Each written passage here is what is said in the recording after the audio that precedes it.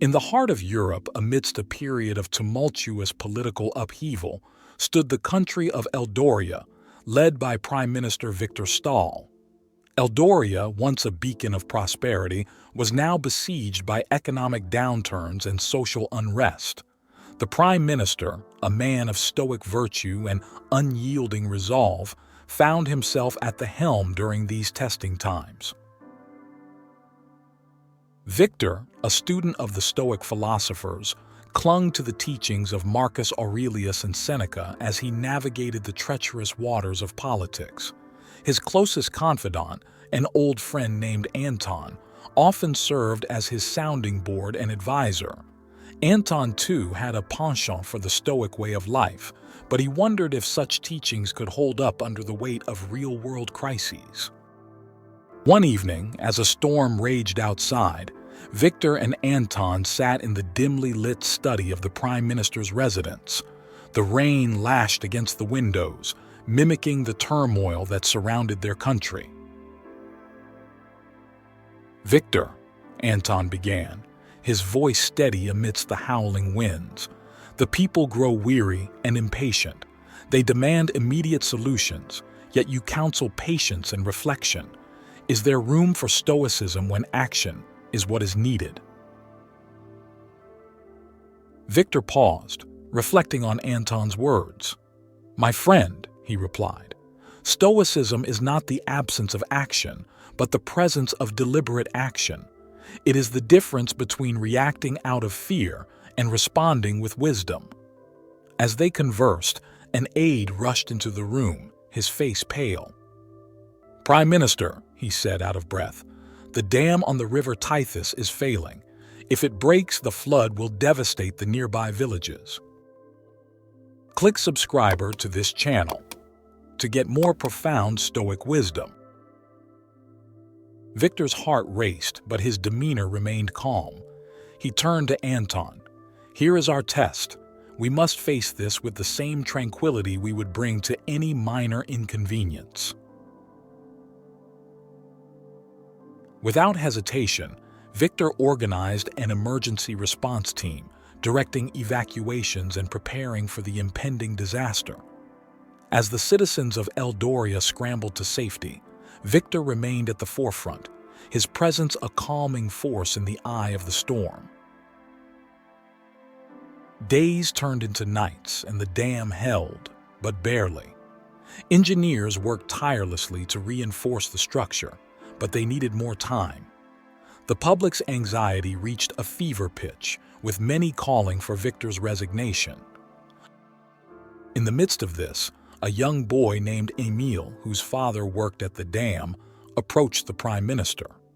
"Sir," Emile said, his voice trembling, "my father says the dam will not hold much longer. He says there's nothing more to be done." Victor knelt before Emile, looking into the boy's fearful eyes. "Emile, your father is a brave man, and we are doing everything we can to help him and the others. Sometimes, all we can do is our very best, and then we must let go and trust in the course of nature." "But what if the dam breaks?" Emile persisted.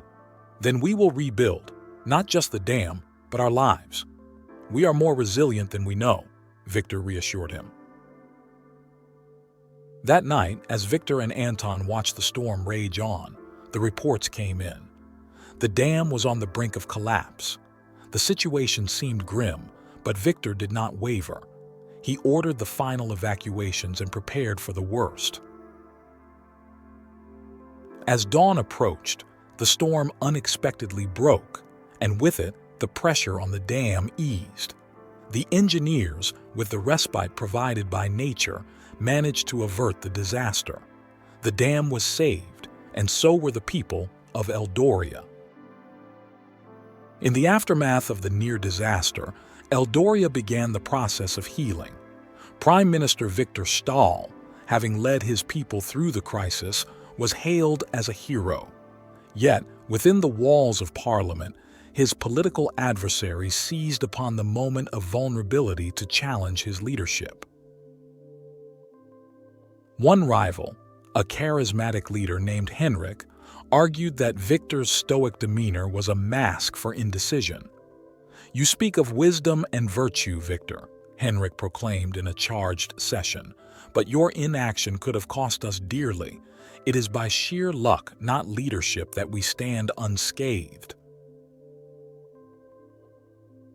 The chamber buzzed with murmurs of agreement. Victor listened, his expression unflinching. When the noise subsided, he addressed the assembly. "Colleagues, it is true that fortune played its part in sparing our people, but it was preparation, not luck, that allowed us to weather the storm.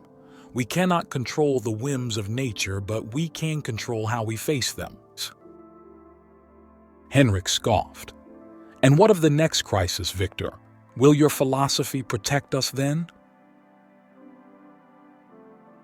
"It is not philosophy that protects us, Henrik," Victor replied. "It is our ability to remain composed under pressure, to act with reason and not be swayed by fear. In times of trial, the strength of our character is our greatest ally." The debate raged on, but Victor's resolve did not falter. In the weeks that followed, he worked tirelessly to fortify the country's infrastructure and to instill a sense of unity among the people. His stoic principles guided each decision, each policy, each effort to rebuild not just structures, but trust and resilience among his citizens. Anton watched as his friend and leader transformed the energy of a nation from one of panic to one of purpose. He approached Victor one evening as they overlooked the now peaceful river Tithys. "Victor, you have taught me something invaluable," Anton said. "True strength comes from within, from the steadfastness of the mind and spirit." Victor nodded. "We cannot choose our circumstances, Anton, but we can always choose our response. The storm within can be more destructive than any tempest that nature conjures." As Eldoria continued to mend, a new challenge arose. A severe economic recession threatened to undo the progress that had been made. Once again, Victor stood before his people, not with false promises, but with a call to collective courage. "We have faced the wrath of nature together," he said. "Now we must face an invisible storm, but the same principles apply. We will confront this with equanimity and action. We will endure, and we will overcome." Under Victor's leadership, Eldoria implemented reforms with long-term stability in mind. The path was difficult, but the nation slowly found its footing. The people, inspired by Victor's unwavering spirit, contributed to the recovery in whatever way they could.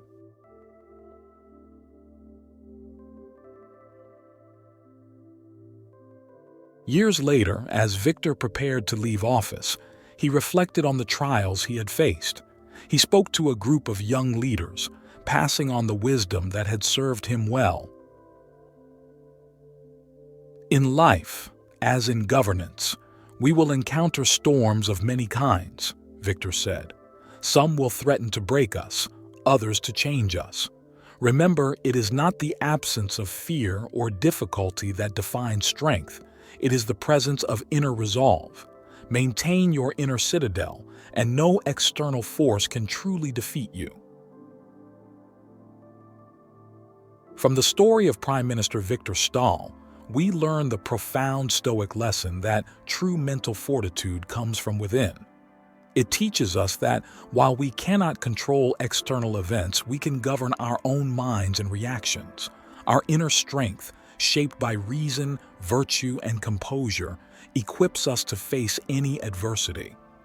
The storms of life may rage on, but a steadfast spirit remains unshaken, providing the calm within the chaos. The second story, the Reflection of Arete. In the quaint village of Elpida, nestled between the wisdom of ancient ruins and the whispers of the Aegean Sea, there lived a teacher named Elias. Renowned for his unconventional methods and his passion for philosophy, Elias was not just a teacher of subjects, but a guide through the labyrinth of existence itself. His favorite topic, which he approached with a mix of reverence and excitement, was the Stoic concept of arete, excellence of character. He believed it to be the fulcrum upon which one's life must balance, the pursuit of which was the noblest of goals. One student, Alexia, found herself captivated by Elias's teachings. She was a bright, inquisitive soul, always lingering after class to delve deeper into the philosophical quandaries posed by her mentor. "Teacher," Alexia would often begin, her eyes alight with curiosity. "If arete is the purpose of our existence, then does its pursuit not cast doubt upon the life we currently live? Are we even truly living if we are not yet the embodiment of excellence?" Elias, with a knowing smile, would respond, "Alexia, the pursuit of arete is not a condemnation of our current self, but an affirmation of our potential. Every moment we strive towards virtue, we are the most alive." One autumn evening, as the sun dipped below the horizon, painting the sky with hues of fiery orange and tranquil purple, Elias introduced a new concept to his class, a thought experiment that would forever alter their perception of reality. "Consider," he began, "the allegory of the cave, as first described by Plato. Imagine prisoners, confined since birth, shackled in such a way that they can only see the wall in front of them. Behind them burns a fire, and between the prisoners and the fire is a walkway where puppeteers display objects, casting shadows upon the wall the prisoners face. The prisoners, knowing no different, accept these shadows as the full scope of reality." The students listened, rapt with attention, as Elias continued to weave the allegorical tapestry. "Now, imagine one prisoner is freed and brought into the light. At first he is blinded, but gradually he sees reality, not shadows, and understands the limitations of his previous existence. If he returns to the cave to inform the others, they may not believe him, for they know only shadows." The room was silent, the weight of the allegory settling upon them. Alexia raised her hand, her brow furrowed in thought.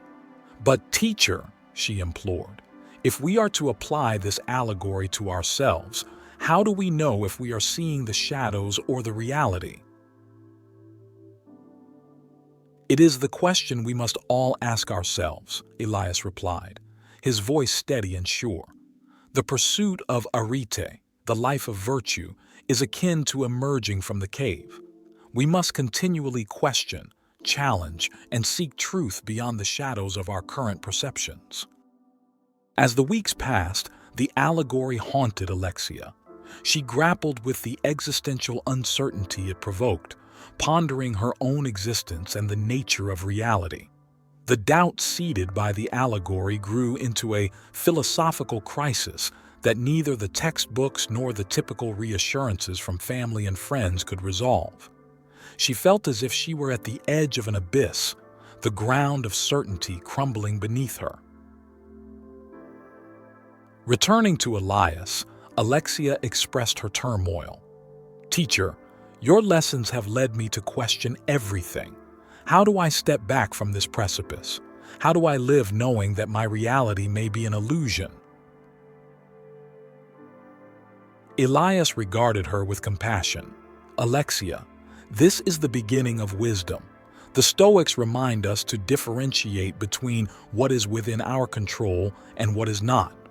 Your perception, your actions, your pursuit of virtue, these are within your power. Doubt is not an enemy. It is a sign that you are engaging with the deepest questions of life." As the days shortened and the cool breath of winter began to sweep through Elpida, an unexpected event forced Alexia to confront the very essence of her being. The event that would test Alexia's mettle came one bitter winter's night. The village of Elpida, often spared the harsher whims of nature, found itself in the path of a relentless storm. The sea, Once a serene companion, roared with fury, and the winds howled like the ancient spirits of myth. In the midst of this chaos, a cry for help pierced the night. The home of an elderly couple, situated perilously close to the swelling shore, was on the verge of succumbing to the tempest's wrath. The villagers, huddled in their homes, feared to brave the storm. Alexia, hearing the distress, felt a surge of resolve. Recalling the teachings of Elias, she understood that this was a moment where the shadows of her doubts could be cast aside by the light of action. She wrapped herself in courage as she would a cloak and stepped into the storm. Battling the winds that threatened to unseat her very footing, Alexia made her way to the couple's home. With strength she never knew she possessed, she helped the couple to safety, guiding them through the wrathful night to the shelter of the village center, where others had gathered astonished by her bravery. When the dawn broke, revealing a village spared the worst, Elias sought out Alexia. He found her assisting in the recovery efforts, her actions a testament to the stoic virtues he so dearly espoused. "Teacher," she said as he approached, her voice steady despite her exhaustion, "last night I understood. The doubt I felt, the fear, it was a shadow on the wall of my cave. But when I acted, when I chose virtue in the face of danger, I stepped into the light. I was truly living the teachings, not just pondering them."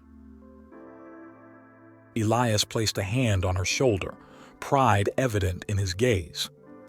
"You have experienced the essence of Stoicism, Alexia. You've realized that the pursuit of Arete is not found in idle contemplation, but in the very real and often difficult choices we make. It is in these moments that we define our existence, not in the doubt that we feel." The village of Elpida, united by the ordeal, found in Alexia's actions a beacon of hope and a tangible example of Arete. Her story was told and retold, not as a tale of heroism, but as a lesson in the power of virtue. From the story of Alexia and her teacher Elias, we learn a profound Stoic lesson, that the greatest test of our existence is not in the thoughts that cloud our mind, but in the actions that define our character. Doubt is but a shadow, and it is through the pursuit of virtue, through the choices that align with our highest self, that we emerge from the cave of uncertainty into the light of truth. The path of Arete is walked with feet grounded in courage, compassion, and the steadfast resolve to act rightly, irrespective of the storms that rage around us.